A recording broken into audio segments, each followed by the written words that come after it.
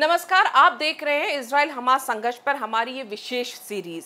Israel Hamas युद्ध 7 अक्टूबर से जारी है। इस युद्ध में हमास के अलावा लेबनान का जो आतंकी संगठन है हिजबुल्लाह, वो भी इजराइल पर हमले कर रहा है।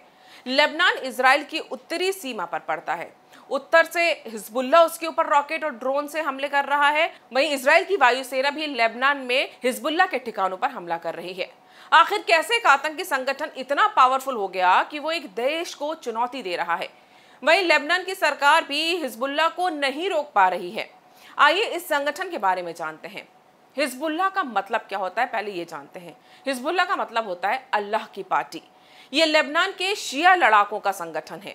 हिजबुल्लाह का गाजा पट्टी को नियंत्रित करने वाले आतंकी संगठन हमास और ईरान समर्थित गुट इस्लामिक जिहाद से गहरा नाता है।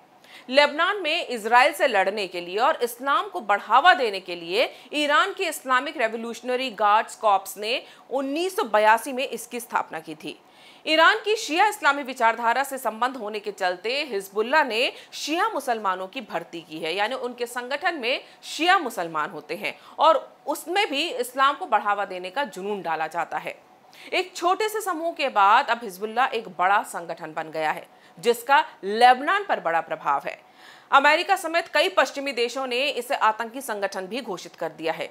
हिजबुल्लाह की इजराइल से काफी पुरानी दुश्मनी है और साल 2000 में गुरिल्ला वॉर और 2006 में भी ये जंग लड़ चुका है। दरअसल 1943 में एक राजनीतिक समझौते के तहत लेबनान में राजनीतिक सत्ता धार्मिक समूहों में बटी हुई थी। यहाँ सत्ता में सुन्नी मुस्लिम पीएम होते थे, ईसाई राष्ट्रपति और शिया मुस्लिम संसद अध्यक्ष के बीच में बांट दी गई थी।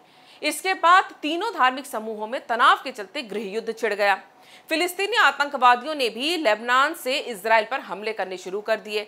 इसके बाद इजराइल ने भी उस पर हमला शुरू कर दिया।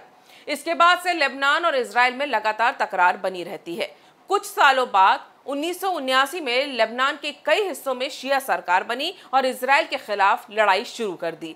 दूसरी तरफ ईरान ने अरब देशों में शियाओं का प्रभाव बढ़ाने के लिए इस्लामिक रेवोल्यूशनरी गार्ड्स कॉर्प्स के साथ हिजबुल्लाह की स्थापना की। हिजबुल्लाह का नेतृत्व हसन नसरल्लाह करता है।